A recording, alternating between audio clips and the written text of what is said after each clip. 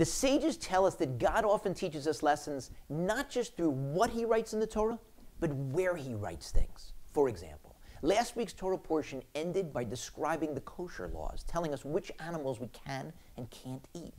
This week's Torah portion picks up by discussing the laws of the Metzora, the person who develops a skin condition as a result of violating the prohibition against Lashon Hara, the person who said something negative about someone else. What's the connection between those two topics? Why are they juxtaposed?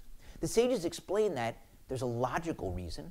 Just as God created the animals first and then humans, he first details laws relating to the animals and then goes on to laws relating to humans.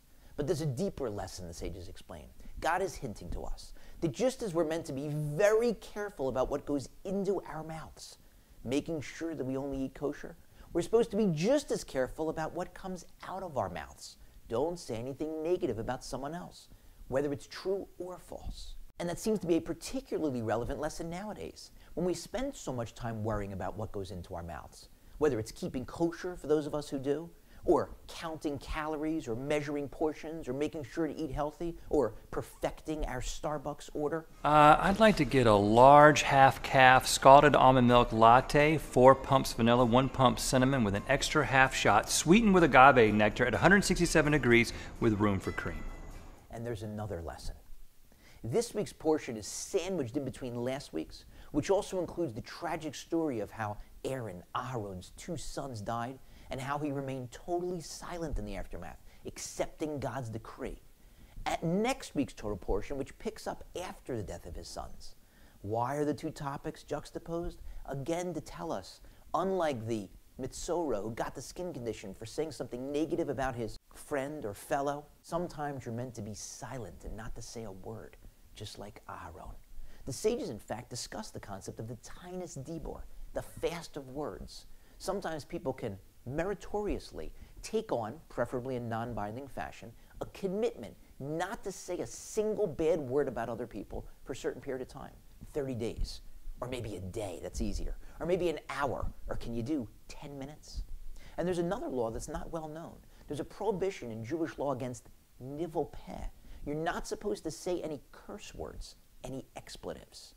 I remember learning in college that if you need to use an exclamation point at the end of a sentence, you didn't do a good job constructing that sentence. Go back to the drawing board, rework the sentence so that you can show that it's important, that it's emphatic without the crutch or the shortcut of the exclamation point. Similarly, if you need to add a curse word at the beginning, middle, and or end of a sentence, then you didn't do a good enough job with that sentence. Go back to the drawing board and rework it to wipe out the curse word. One of my young twin boys, whenever he gets surprised, uses the phrase, "What the?" Hi, please. What? And whenever he does it, I'm simultaneously embarrassed and heartened. I'm embarrassed because it sounds very adult and because he clearly learned it from a parent, which I'm sure was me. But on the other hand, I'm heartened by the fact that he ends the sentence, puts the question mark after the word the.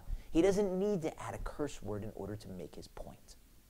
Back in the day, if you wrote a letter that was nasty while you were angry, either about someone or to someone, you could go to sleep that night because you couldn't put it in the mail till the next day. By the time you woke up in the next morning and calmed down, you could say, you know what, I don't need to write that letter. And you can rip it up or keep it in your desk drawer.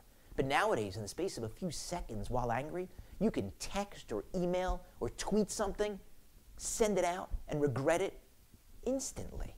But that's why God invented the draft folder.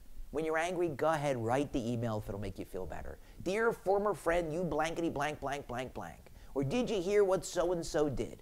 And then just go to sleep at night. Don't send it. The next morning when you've calmed down, reread it, and hopefully you'll realize there are certain things that are better left unsaid. We should all spend as much time counting our words as we do our calories.